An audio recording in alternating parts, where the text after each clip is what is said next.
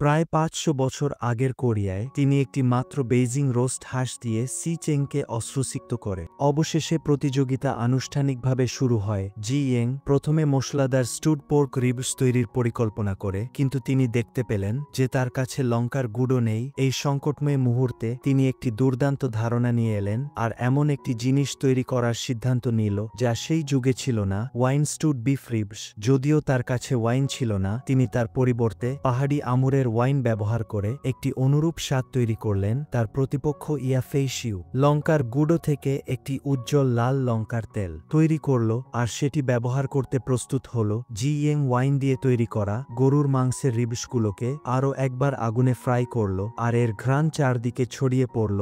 অন্যদিকে ইয়াফেইশিউ এর ফ্রাইড চিংড়িও খুব সুস্বাদু ছিল। উভয় পক্ষেই সমান শক্তিশালী ছিল আর পরিস্থিতি খুব উত্তেজনাপূর্ণ ছিল। এরপর সময় শেষ হয়। প্রথমে জি ইং এর ওয়াইন স্টুড রিবসগুলো আস্বাদন করা হলো। ওয়াং সাংইউ আর শি চেং যেই এটি মুখে দিল, মনে হল যেন তারা পাখি আর ফুলের গানে ভরা একটি পাহাড়ি আঙুরের বাগানে আছে, যেখানে তাজা আর সুমিদ স্বাদগুলো স্তরে স্তরে প্রকাশ পাচ্ছে। এরপর ইয়াফেইশিউ এর চিংড়ি আসল। তারা এটি খাওয়ার পর মনে হল যেন তারা একটি জ্বলন্ত নরকে পড়েছে, আর তীব্র ঝাল তাদের শরীরকে ঘামিয়ে দেয়। উভয় পক্ষই একে অপরকে বেশি নম্বর দিতে নারাজ ছিল, কিন্তু ঠিক যখন স্কোর ঘোষণা করা হতে চলছিল তখন জি ইয়েং হঠাৎ করে একটি জিনিস নিশ্চিত করার জন্য তার প্রতিপক্ষের খাবার চেখে দেখতে চাইলে সি চেং সঙ্গে সঙ্গে তাকে প্রত্যাখ্যান করল। কিন্তু ট্যাং বাই লং এগিয়ে এল আর জোর করে তার সামনে চিংড়িটি রাখল আর এমন একটি ভাব দেখাল যেন এটি মিং রাজবংশের সম্মানের বিষয়। তিনি বললেন যে এই ছোট দেশটিকে মিং রাজবংশের রাজকীয় শেফের দক্ষতা নিয়ে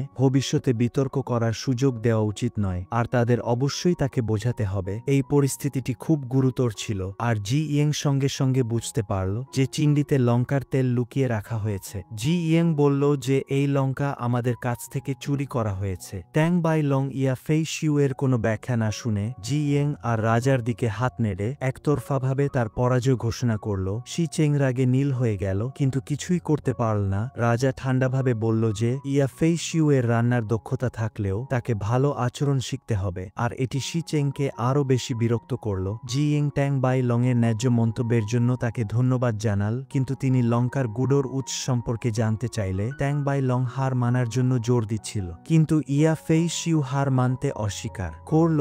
দুই শিক্ষক আর শিষ্য প্রকাশ্যে একে অপরের সাথে ঝগড়া শুরু করে। যখন ইয়াফেইশিউকে জোর করে প্রশ্ন করা হলো, তখন তিনি দাবি করল যে তিনি জেসন ইন থেকে লঙ্কার গুঁড়ো পেয়েছিল। রাজার সঙ্গে সঙ্গে দাজুনকে উচ্চস্বরে প্রশ্ন করল। দাজুন শান্তভাবে ব্যাখ্যা করল যে সুরাস্কিনে প্রবেশকারী সমস্ত উপাদান কঠোরভাবে পরীক্ষা করা হয়। তিনি একজন তত্ত্বাবধায়ক হিসাবে নিশ্চিত করেছিল যে জি ইয়েং যে লাল গুঁড়ো আর সস ব্যবহার করেছিল তা অনুমোদিত ছিল না, তাই সেটিকে বাতিল করে দেওয়া হয়েছিল। কিন্তু ইয়াফেইশিউ মূল্যবান শস্য দিয়ে এটি বিনিময় করতে ইচ্ছুক ছিল, আর তিনি মনে করতেন যে এটি রাজসভার জন্য উপকারী। এটি অনেক দূরে চলে গেছে, আর তিনি পরিবর্তে জি ইয়েংকে আগে থেকে এটি না জানানোর জন্য দোষারোপ করল। শি চেং এটি শুনেই সাথে সাথে কলম তুলে নিল, আর যেহেতু ইয়াফেইশিউ কোনো ভুল করেননি তাই স্কোর ঘোষণা করা উচিত। কিন্তু ট্যাং বাই লং আবার ইয়াফেইশিউ এর অনুপযুক্ত আচরণের জন্য তাকে কঠোরভাবে তিরস্কার করল আর জোর দিয়ে বললেন যে তাকে হার মানতে হবে।